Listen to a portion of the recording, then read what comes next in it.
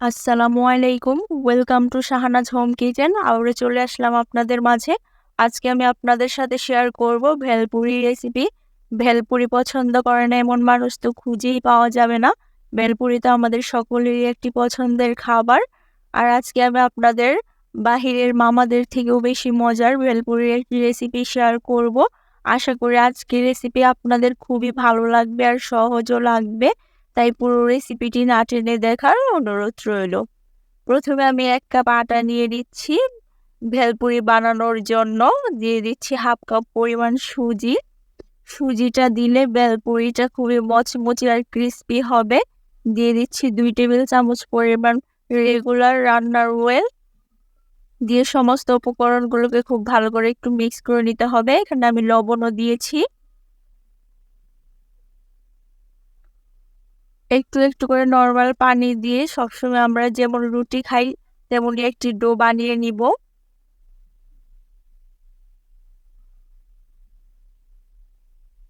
দেখতেই পাচ্ছেন আমি একটু একটু করে পানি দিয়ে ডোটাকে বানিয়ে নিচ্ছি। আমার পুরো ডোটা বানিয়ে নেওয়া হয়ে গেছে। এই ডোটা একেবারে সফট হবে না, একটু শক্ত শক্তই থাকে।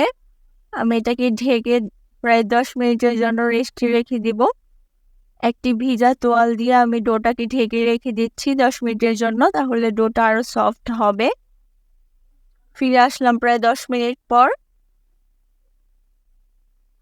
আমি আবারও একটু ডোটাকে মথে নিচ্ছি।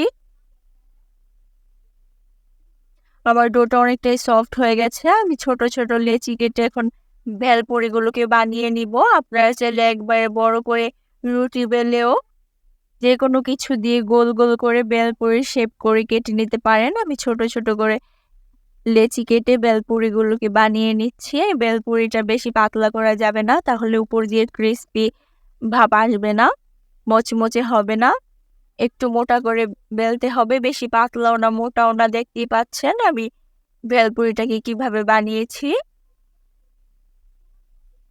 আমি আবারও একটি ভেলপুরি আপনাদের বানিয়ে দেখাচ্ছি। ছোট ছোট করে এভাবে বানিয়ে নিতে পারেন। আর যদি এভাবে বেশি ঝামেলা লাগে তাহলে একবারে বড় করে বানিয়ে যে কোনো কিছু দিয়ে কেটে গোল গোল করে ভেলপুরি বানিয়ে নিতে পারেন।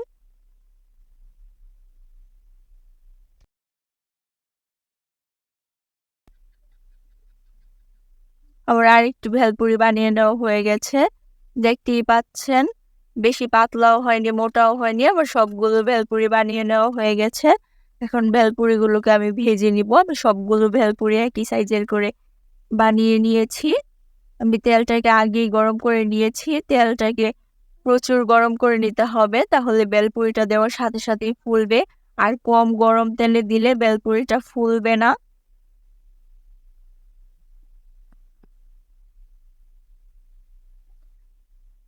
দেখতেই পাচ্ছেন ভেলপুরিগুলো কতটা ফুলেছে। এক পিঠ ভেজে নেওয়া হয়ে গেছে। এখন আমি উল্টে দিচ্ছি। চুলাটাকে মিডিয়াম টু লোতে রেখে আমি এটাকে প্রায় 4-5 মিনিটের মতো করে ভেজে নিব। তাহলে উপর দিয়ে ক্রিস্পি হবে, মচমচে হবে। আর যদি চুলা হাই আঁচে দিয়ে কম সময় ভেজে নেই তাহলে আর মচমচে থাকবে না, একটু পরেই মচমচে কমে যাবে। তাই আমি একটু সময় নিয়ে খুব ভালো করে ভেলপুরিগুলোকে ভেজে নিব, তাহলে উপর দিয়ে ক্রিস্পি আর মচমচে হবে, অনেকক্ষণ ধরে মচমচেও থাকবে।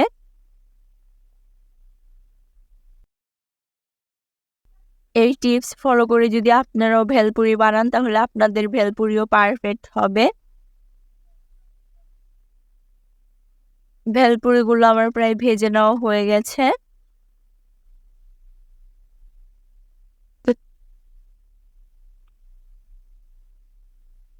যত সময় নিয়ে ভেলপুরিটা ভেজে নেওয়া যাবে ততটাই ক্রিস্পি আর মচমচে হবে। ভেলপুরিগুলো আমার খুব ভালো করে সময় নিয়েও ভেজে নেওয়া হয়ে গেছে। এখন আমি উঠিয়ে নিচ্ছি ভেলপুরিগুলোকে। দেখতেই পাচ্ছেন কালারটা মাশাআল্লাহ অনেক সুন্দর হয়েছে।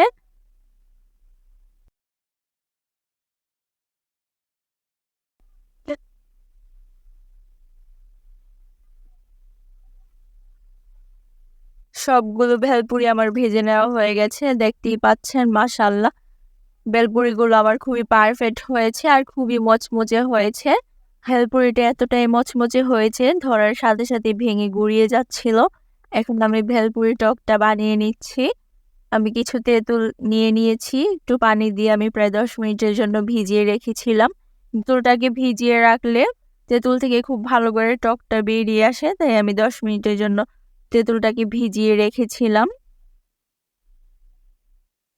তেঁতুল থেকে টক বের করে নেওয়া হয়ে গেছে। এখন আমি তেঁতুলের বিচিগুলোকে চিপে উঠিয়ে নিচ্ছি।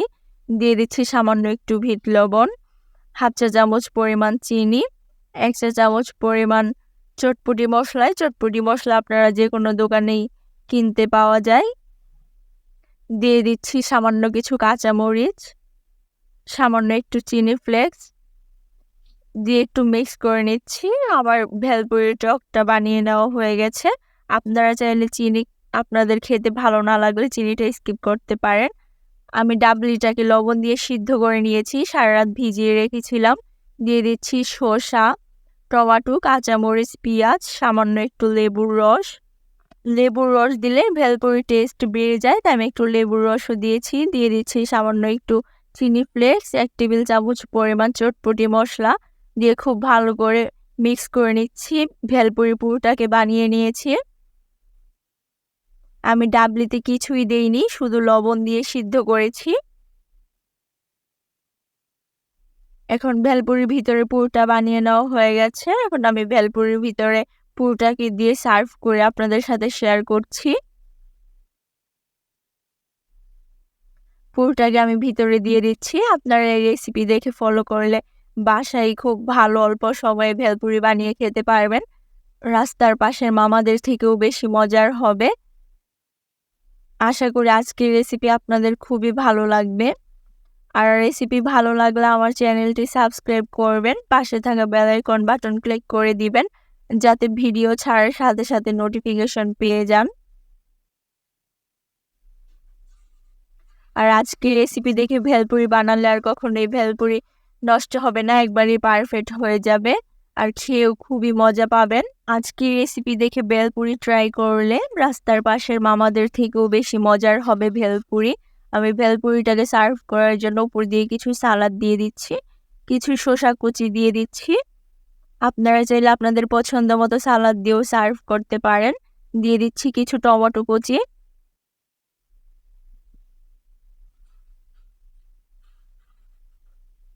ভেলপুরিটা খেতে খুবই মজা হয়েছিল। দিয়ে দিচ্ছি সামান্য কিছু পেঁয়াজ কুচি। আপনারা চাইলে গাজর, ডিম যে কোনো কিছু দিয়ে সার্ভ করতে পারেন, যে কোনো সালাদ দিয়ে। দেখুন দেখতে মাশাআল্লাহ অনেক সুন্দর হয়েছে। সামান্য একটু চিনি ফ্লেক্স দিয়ে দিচ্ছি। সব শেষে দিয়ে দিচ্ছি টক। দেখতে যত লোভনীয় লাগছে, খেতে তার চেয়েও বেশি মজার। ভেলপুরি তো আমাদের সকলেরই পছন্দ, আর ভেলপুরি তো সবসময় খেতে খুবই ভালো লাগে। আর যদি বাসায় বানিয়ে নেওয়া যায় তাহলে তো আর কোনো কথাই নেই, পরিবারের সকলকে নিয়ে খুবই আনন্দে মজা করে খাওয়া যায়। আশা করি আজকের রেসিপি আপনাদের খুবই ভালো লেগেছে। আর রেসিপি যদি ভালো লাগে তাহলে আমার চ্যানেলটি সাবস্ক্রাইব করবেন। দেখুন দেখতে মাশাআল্লাহ অনেক সুন্দর হয়েছে। ভেলপুরি তো বানানো খুবই সহজ, খেতেও খুবই ভালো লাগে। আশা করি আজকের রেসিপি আপনাদের খুবই ভালো লেগেছে। আর আমার রেসিপি যদি ভালো লাগে সবাই আমার চ্যানেলটি সাবস্ক্রাইব করুন।